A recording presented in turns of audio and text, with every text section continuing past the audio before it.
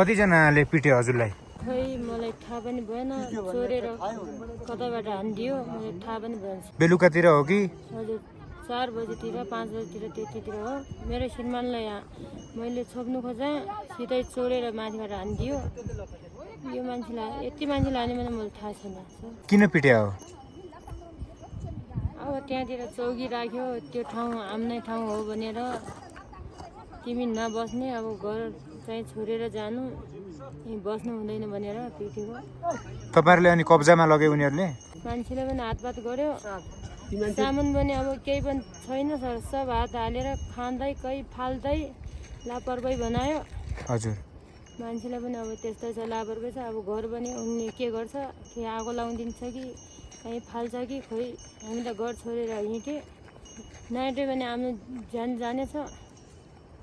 तपाईहरु त्यहाँ बसेर के गर्दै आउनुभएको थियो? कहिलेदेखि बस्दै आउनुभएको थियो? योभन्दा अगाडि कहिले तपाईँहरूलाई हाम्रो जमिनबाट जानुहोस् भनेर भन्नुहुन्थ्यो कि यो चौकीको कुरा जोडिएपछि मात्रै हो तपाईँहरूलाई भएको? अहिलेसम्म अब भनेको छैन, अलिअलि त भनेको छ अगाडि पनि। तिमी कि हामीतिर हुम्ला जानु हो कि तिमी बाजुरातिर जा, यो हाम्रो हो भनेर अलिअलि त भनेको भनेकै छ। खास चाहिँ यो चौकी राखेर अब धेरै चाहिँ विवाद त्यहाँबाट भएको।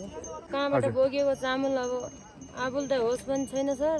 कति लियो 5-6 कुन्टल कति लियो। हजुर। अब सामान भाँडाकुँडी चाहिँ पनि तिनले अब हात हालेर लिएको छ। कोही कहाँ फालेको छ चामल लिँदै, कोही त्यहाँ खाइराखेको छ। अहिले घर अनि ताला लगाएर आउनु भएको हो कि? घर ताला लगाउनु दिन्छ कि त्यो बहिनीले पनि पिट्छ कि। 2-3 बहिनीहरू त्यहीँ राखेको छ, मेरो नन्दहरू बहिनीहरू। अहिले निस्किँदाखेरि त्यहाँबाट के भनेको थियो उनीहरूले? तिनीहरूले केही भनेको छैन। उता हुम्लाबाट चौकी आएछ, चौकीहरूले तिमी चाहिँ ज्यान सबभन्दा ज्यान हो ठुलो, औषधि गर्नुहोस् अनि पछि चाहिँ कुरा गरौँला भन्छ सर। अब तपाईँको श्रीमानलाई उपचारका लागि कहाँ लग्ने के कुरा भइरहेछ अहिले भन्नु त? 2 दिनदेखि उपचारै नभएको रहेछ। आज 3 दिन भइहाल्यो।